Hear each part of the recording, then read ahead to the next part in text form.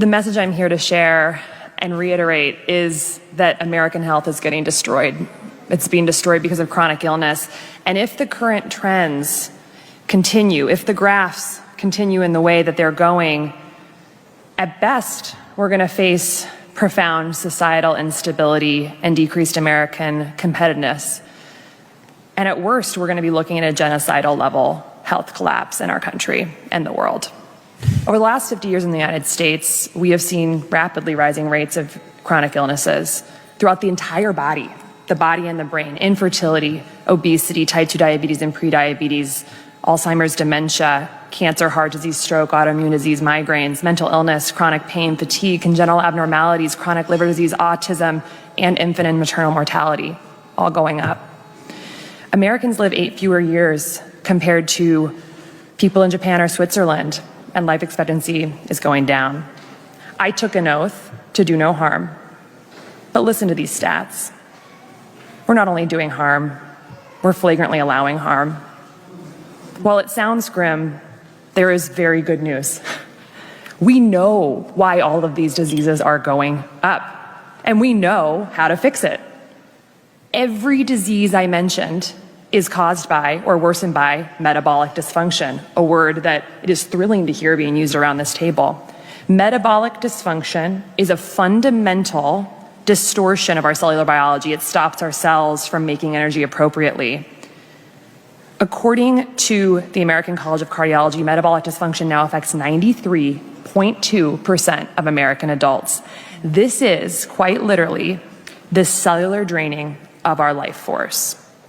This process is the result of 3 processes happening inside our cells: mitochondrial dysfunction, a process called oxidative stress, which is like a wildfire inside our cells, and chronic inflammation throughout the body and the gut, as we've heard about. Metabolic dysfunction is largely not a genetic issue.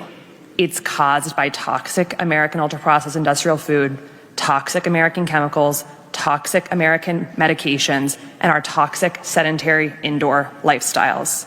You would think that the American healthcare system and our government agencies would be clamoring to fix metabolic health and reduce American suffering and costs, but they're not. They are deafeningly silent about metabolic dysfunction and its known causes. It's not an overstatement to say that I learned virtually nothing at Stanford Medical School about the tens of thousands of scientific papers that elucidate these root causes of why American health is plummeting and how environmental factors are causing it. For instance, in medical school, I did not learn that for each additional serving of ultra-processed food we eat, early mortality increases by 18%. This now makes up 67% of the foods our kids are eating. I took 0 nutrition courses in medical school. I didn't learn that 82% of independently funded studies show harm from processed food, while 93% of industry-sponsored studies reflect no harm. In medical school, I didn't learn that 95% of the people who created the recent USDA food guidelines for America had significant conflicts of interest with the food industry. I did not learn that 1 billion pounds of synthetic pesticides are being sprayed on our food every single year. 99% of the farmland in the United States is sprayed with synthetic pesticides, many from China and Germany. And these invisible, tasteless chemicals are strongly linked to autism, ADHD, sex hormone disruption, thyroid disease, sperm dysfunction, Alzheimer's, dementia, birth defects, cancer, obesity, liver dysfunction, female infertility, and more, all by hurting our metabolic health. I did not learn that the 8 billion tons of plastic that have been produced just in the last 100 years, plastic was only invented about 100 years ago, are being broken down into microplastics that are now filling our food, our water, and we are now even inhaling them in our air.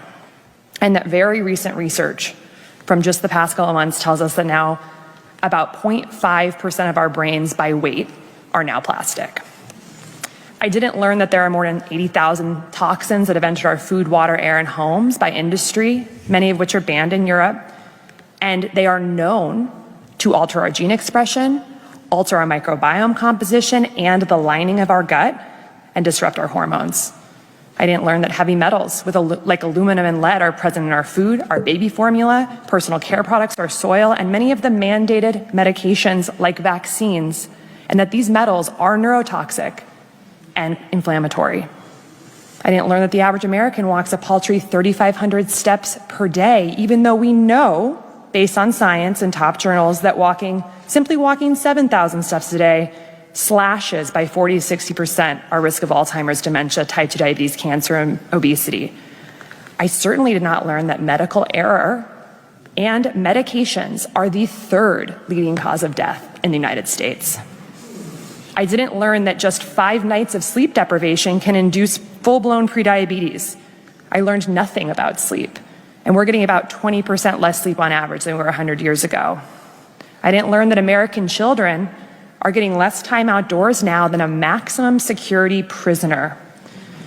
And on average, adults spend 93% of their time indoors, even though we know from the science that separation from sunlight destroys our circadian biology, and circadian biology dictates our cellular biology.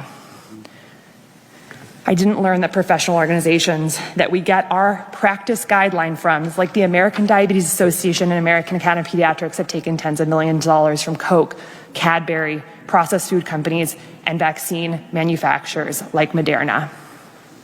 I didn't learn that if we address these root causes that all lead to metabolic dysfunction and help patients change their food and lifestyle patterns with united, strong voice, we could reverse the chronic disease crisis in America, save millions of lives and trillions of dollars in healthcare costs per year.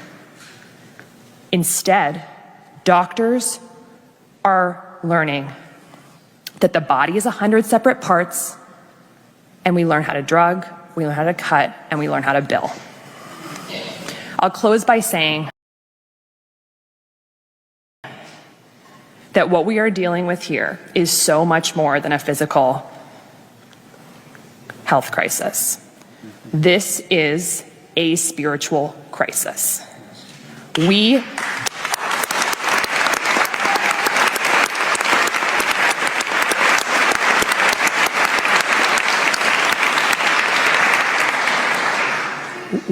are choosing death over light. We are choosing death